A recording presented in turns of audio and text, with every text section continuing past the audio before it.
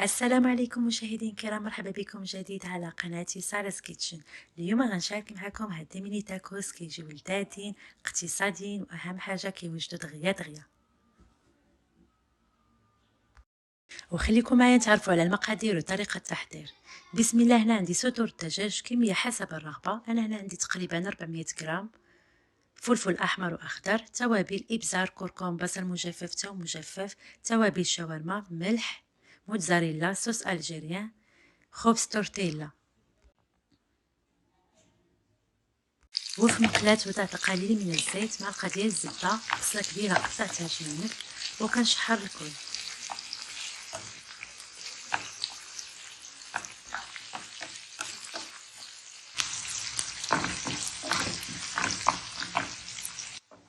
من بعد ما خليت البصله ديالي تشحر مزيان كيف ما كتشوفوا معايا حتى تذهب اللون ديالها، عاد كنضيف صدور الدجاج وكذلك التوابل.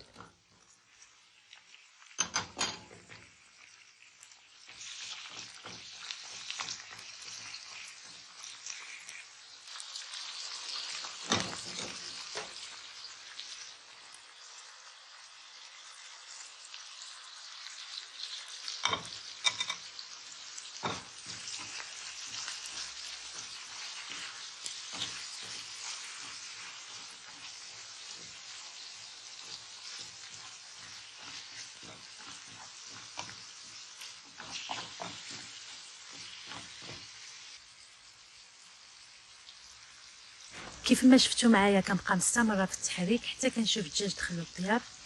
كنضيف عصره حامض، ثم كنضيف الفلفله اللي عندي. الفلفله فقط تدبال، ما تخليوهاش طيب بزاف.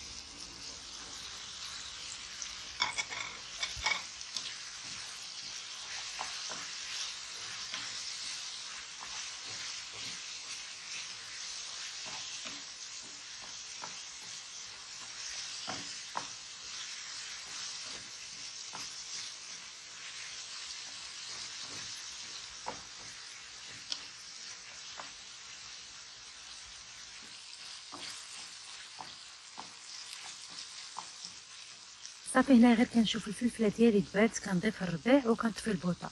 في هاد الاثناء هادي تقدروا تضيفوا جبن احمر او مثلث او القليل من كريمه الطبخ.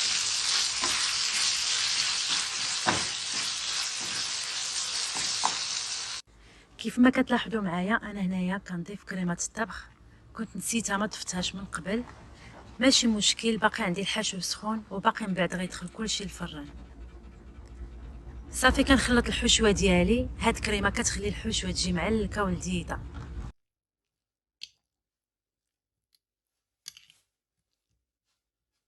وهنايا غادي نبدا نشكل لي ميني تاكوس ديالي. انا هنايا عندي الحجم الصغير من نوع كومبلي. نتوما الا عندكم الكبير حاولوا تشكلوه دوائر صغار وخدموا به. ضيفوا الصوص اللي كتعجبكم. انا هنايا درت صوص الجيريان.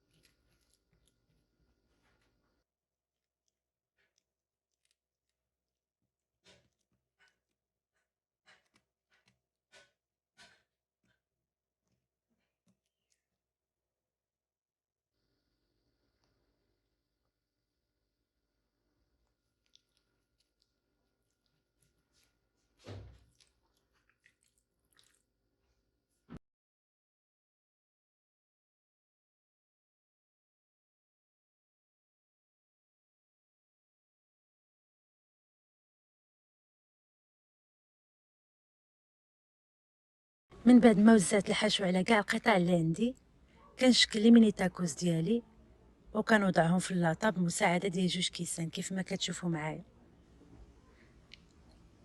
كنستمر حتى كنكمل كاع القطع اللي عندي وكنضيف الجبن. انا هنايا ضفت جبن موتزاريلا.